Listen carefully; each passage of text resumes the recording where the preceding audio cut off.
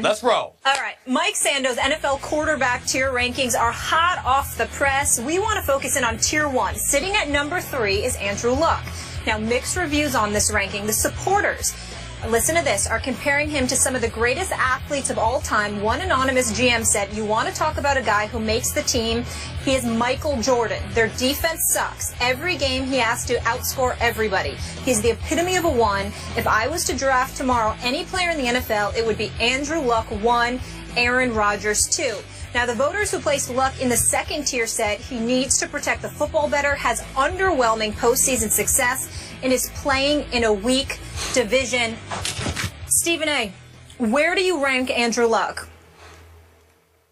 Well, listen, I'm not going to put him above Brady, obviously. I'm certainly not going to put him against that bad man, Aaron Rodgers. I think he's a step below that, but I think he's tugging away at number 3. I think age and attrition have kicked in with the great Peyton Manning. As great as I think Drew Brees is, I think that he's prone to mistakes just like Andrew Luck has been. The difference is he's been in the league considerably longer, so there's less of an excuse for it as opposed to Andrew Luck. In 3 seasons that Andrew Luck has been in this league, last year, he led the league with 40 touchdown passes. Now, he was responsible for 22 of their 31 takeaways, and that certainly is not impressive. But the Colts still averaged 28.6 points per game, if I remember correctly, which was like 6th in the entire NFL. When you consider the fact that he's responsible for 22 of their 31 takeaways, imagine what they could have done if those takeaways didn't take place. But it's primarily due to the 100 sacks he's received over the last 3 years because the Indianapolis Colts have been ill-equipped to protect him. So he's been basically on suicide watch behind that offensive line, dropping back to pass with little to no protection whatsoever, still winning division titles, still getting them to the playoffs, and every single year they've progressed. They went to the wild card the first year. They won a divisional playoff game the next year. They went to the AFC Championship game last year. And these are his first 3 years in the league. So I look at it, all of that I look at. I look at his body of work, but I also look at his physicality, those tree trunks for legs that he has, the durability that he's been able to exude, and I combine that particularly with the offense that he's going to have in place now. The addition of Frank Gore, the addition of Andre Johnson, joining a T.Y. Hilton, joining a Kobe Fleener, Dwayne Allen, and those boys. I like what I'm seeing. I think the sky's the limit for him. And you know from day one, Skip, I've always been more about Andrew Luck than I have been about RG3. And obviously at this particular moment in time, I look absolutely prophetic. Clearly has something to do with RG3's health because his rookie year, he was big time, and we know that he got hurt. But in the end, you look at Andrew Luck. Don't talk to me about this brother not being big time. He's big time. So was RG3 as a rookie. And we're going to get to that in just a moment here. But just for the record, RG3, the guy I liked going into that draft, outplayed Andrew Luck when they were both rookies. Now, back to your issue here. You and I have gone back and forth about this for about 3 years. I have never said Andrew Luck would be a bust. I've only said that I resent, that I am skeptical of the premature coronation of Andrew Luck. It seems like everybody has whisked him into a first ballot Hall of Fame status before he has proven it on the football field when it matters most in the postseason. And I appreciated the fact, I was shocked by the fact that 5 of the NFL people interviewed by Mike Sando for these rankings, not 2 or 3, 5 said, hold the phone, stop the presses. Andrew Luck is not a top-tier quarterback, not yet. They call him a 1. He's not a 1 just yet. 5 people interviewed by Sando said he's a 2. And a quick quote from one of them, it's almost like we're giving him the benefit of the doubt already. That's what I keep trying to tell you. I just need him to back it up. I don't doubt that he can, but let me finish. Let me finish. He is now 3-3, is Andrew Luck, 3-3 in the postseason. And the last playoff game we saw him play, obviously in Foxborough, most of the attention focused on the Deflategate team, the home team, the Patriots, who obviously went on to win the Super Bowl.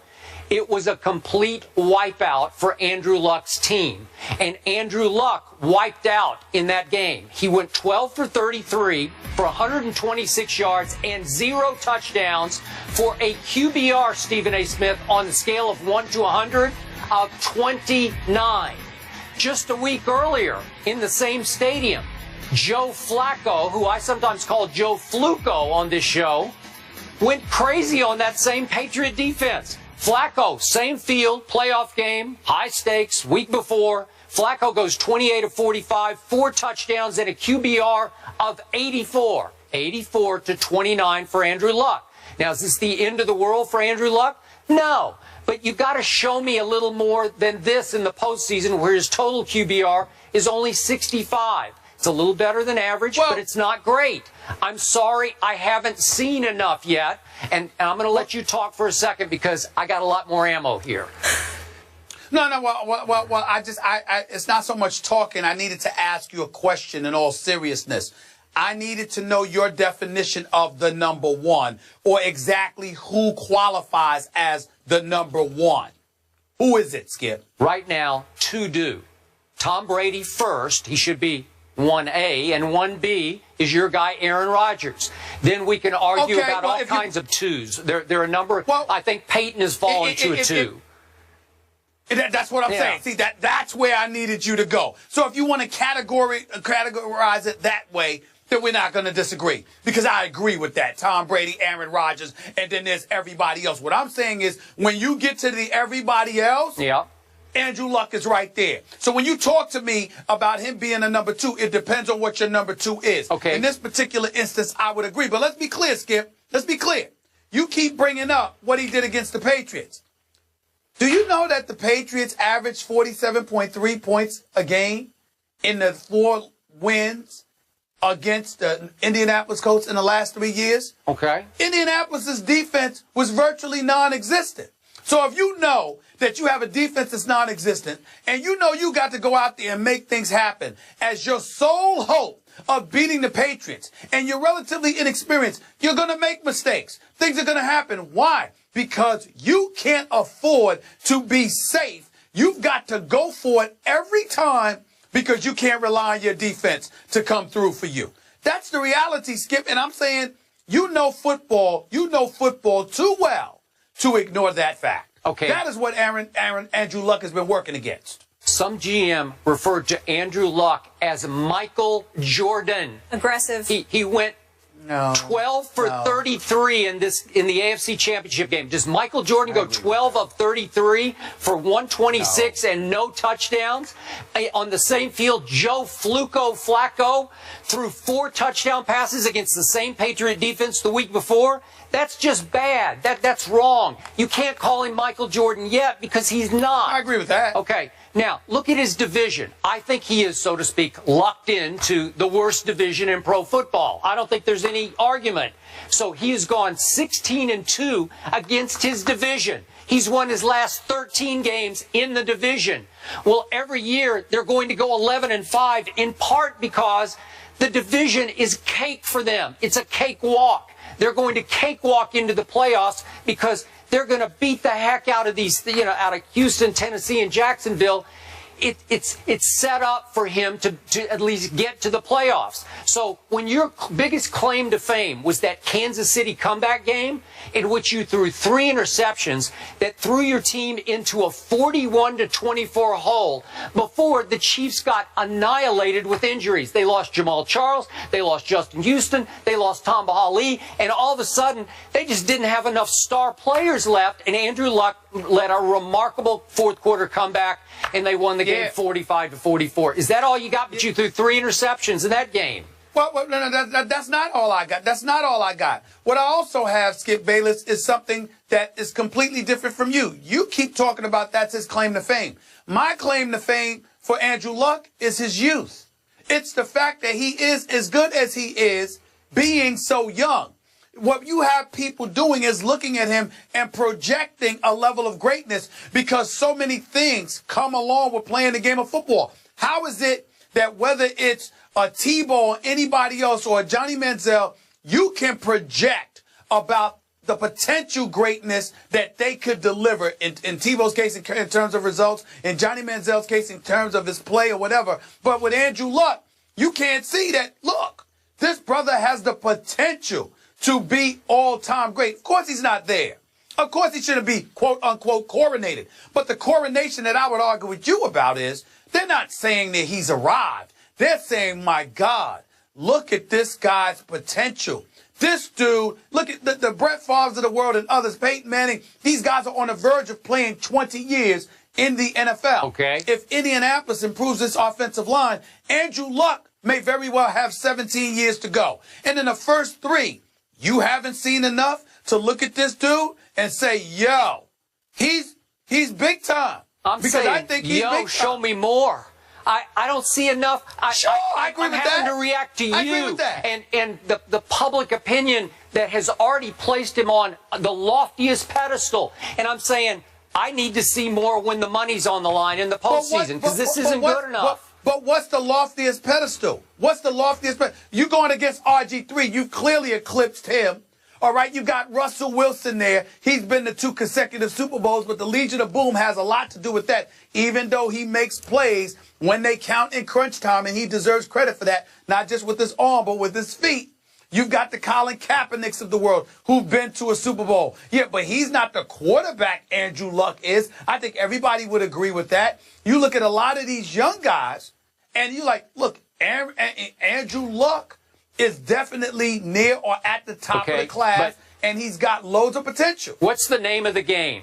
Don't turn the football over. You already mentioned it. Thank you very much. He turns the ball over way too much. It started in his rookie year, and I didn't harp on the fact he had the 2nd most combined turnovers as a rookie in the National Football League. Peyton had a miserable rookie year. He led the NFL in interceptions, so I'm good with that, but he still turns the ball over way too much. That's got to get cleaned up. And when it comes time, you're going to have to perform at a higher level to be Michael Jordan. I'm just reacting to people. I totally agree with that. Hey, he is a cinch Hall of Famer in most people's eyes already. And I'm just a little skeptical. He's a cinch Hall of Famer. He's a cinch Hall of Famer because of what we believe he is going to do. There is nothing Hall of Fame about his numbers yet. It's good, but it's not great. But we believe what he's going to do because we see what he's working with. We see what he's working against. Combined with his youth, look at what he's done. There isn't a franchise in the NFL that if you ask them, could they take a young quarterback, would not want Andrew Luck. Okay, fine. Not one of them. I get it. I just need to see more because all I know for a fact, last year, Tony Romo had a better year than Andrew Luck. And you've laughed at Tony Romo for years on this show. That's a fact. Why? It was just better. Why? Because you always say he's an accident waiting to happen, and he wasn't last year. Are you ready for this, Skip? Are you ready for this, Skip? In Andrew Luck's 3 years, he already has more playoff victories than Tony Romo in his entire career. Okay. Is that not a fact? But Tony Romo doesn't get to play Jacksonville and Tennessee and Houston every year. No, I said playoffs. Yeah, I said playoffs. I said playoffs. I ain't talking regular season. I said playoffs. He already has more playoff victories than Tony Romo in Tony Romo's career. Why shouldn't I laugh at Tony Romo? Tony Romo, lucky I'm not giggling every day. You couldn't laugh at him last playoff year. All right, that's fine. Yeah. What about the other 8? What about the other 8 years? They don't count. Thank you. All right, we talk about they count to me. Yeah. A weak division being in his favor. I also want to point out that they have the easiest strength of schedule. Only the Falcons have an easier strength of schedule this year That's a than good the Colts. point. So I should have brought that up, Stephen A. You know what, Molly? Thank you. If you were here, you're just trying to help Skip. Yeah. Is that what it is? Yeah. Skip need help. Skip need Molly to come to the rescue. Yeah. You coming to your aid? He plucked me right out of NFL Network. Yep, that's exactly what happened. Come on now. If you were here. Oh, whatever. Yeah. All right. All right.